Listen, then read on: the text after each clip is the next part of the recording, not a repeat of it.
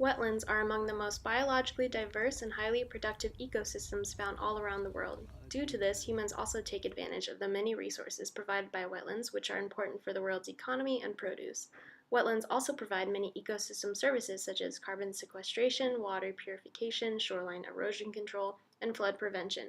However, wetlands are facing a global decline from human impacts such as land development, agriculture, and pollution. Across the U.S., over 56% of wetlands have been lost over the last 200 years. In California, there was once 5 million acres, but today there's only 450,000 acres left. Over 90% has been lost. The Elkhorn Slough Reserve, located in Moss Landing, California, is partnered with Department of Fish and Wildlife, NOAA, and a nonprofit organization, Elkhorn Slough Foundation.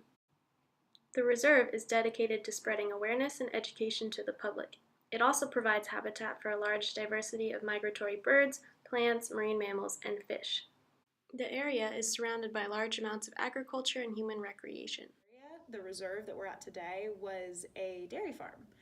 So it was a large patch of about 1,700 acres that are just inland of the Amtrak Railroad that runs right through the middle of the slough, which is another human impact, of course. This area was diked and drained, as a lot of wetlands through the 1900s especially were, because they were considered smelly and muddy and gross. In the late 70s, it was purchased by the Department of Fish and Wildlife. It became restoration land, and so it was reopened. It had lots of different problems from that to how to deal with agricultural runoff, because the agricultural community had been really built up in this area, and how to deal with, folks wanting to come in and build, wanting to come in and create new homes, create new infrastructure. They had to deal with the fact that the harbor had been created, so the mouth of the slough was not originally where it is today. They built bars out into the reserve that you can see now, and they were basically mud mounds that went out that you could get pickleweed to grow on because they were up high enough.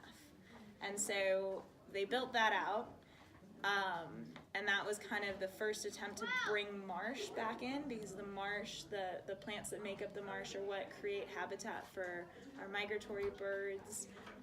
They actually make haul-out protection for sea otters that we've discovered in the last 50 years or so that they love this place. Like, sea otters truly migrate to wetlands like this.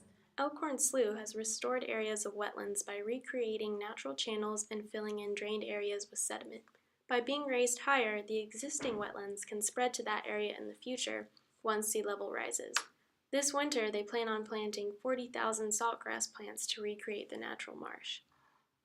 Get more done, and I think a big part of why this watershed has so much protection and has a really good base, and I think a really good community aspect to it, is that we have so many different elements that are brought in, and we have that ability to work together rather than working as just a nonprofit independently or just the department independently. So I would really emphasize, I think, partnering with others, and partnering with others that are not your agency or your type of agency is going to be really key to marine conservation in the future.